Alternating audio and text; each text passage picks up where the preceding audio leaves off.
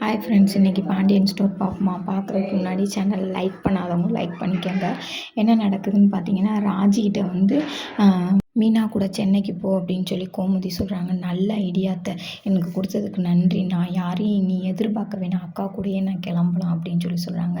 சரிப்பா, பார்த்து போயிட்டு வாங்க, உங்கள் அத்தையும் போகணும்னு சொன்னால் அவளையும் சேர்த்து கூட கூட்டிகிட்டு போங்க அப்படின்னு சொல்லி சொல்கிறாங்க. கோமதி சொல்கிறாங்க, இல்லைம்மா, இல்லை நான் வரல, நான் போனேன்னா வீட்டை யார் பார்த்துக்குவா, வீட்டை பார்க்க இங்கே ஆள் இல்லை, வீட்டை அப்படியே போட்டுட்டு போக முடியாது அப்படின்னு சொல்லி கோமதி சொல்கிறாங்க. சொன்னோன்னையும் பார்த்தீங்கன்னா வீட்டை காட்டிட்டு எல்லாமே டைனிங் டேபிளில் உட்காந்துருக்கையில் கோமதி சொல்கிறாங்க, இங்கே பாரு, என்ன போன நோண்டி இவ படிக்கிறாளான்னு பாரு, ராஜினாலும் படிக்கிறா, நீ என்ன சும்மா, அம்மா இன்னும் தூக்கமே எனக்கு போகலம்மா அப்படின்னு சொல்லி சொல்கிறாங்க.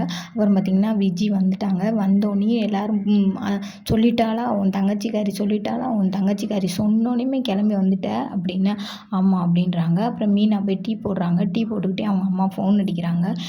நீ வந்து சென்னை போகிறியாம்ல, சென்னை போகையில் மருமையனை விட்டுட்டு போகிறியாம்ல, ஏன் மருமையனை விட்டுட்டு போகிற, மருமையனை கூட்டிகிட்டு போயிருந்தேன் வேலை பார்க்குற இடத்துக்கெல்லாம் மருமையனை கூட்டிகிட்டு போக முடியாதுமா, அந்த மாதிரிலாம் லீவெலாம் விடவும் மாட்டாங்கம்மா மருமையனுக்கு அப்படின்னு சொல்லி டீயை போட்டு முடிச்சோன்னே, நீ எதுக்கு எங்கள் அம்மாட்ட சொன்னேன், நான் எங்கள் அம்மாட்ட எப்படி சொல்லணுமோ அப்படி சொல்லிக்கல, உன்னை யார் சொல்ல சொன்னா அப்படின்னு சொல்லிட்டு டீயை ஊற்றி கொண்டுக்கிட்டு போகிறாங்க. ஒரு வார்த்தைனாலும் எனக்கு ஒரு டம்ளர் வேணுமான்னு கேட்குறாளா, ஊற்றிக்கிட்டு போயிட்டா அப்படின்னு சொல்லி சொல்கிறாங்க.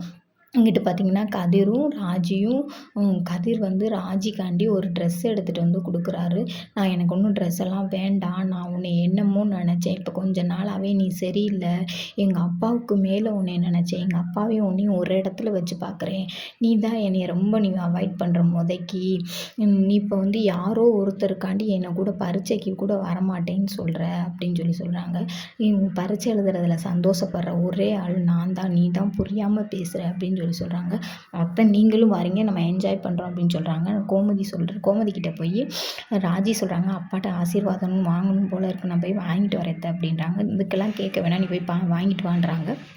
அவங்களும் போய் ஆசீர்வாதம் வாங்குறாங்க. அதோட நாடகம் முடிஞ்சுச்சு.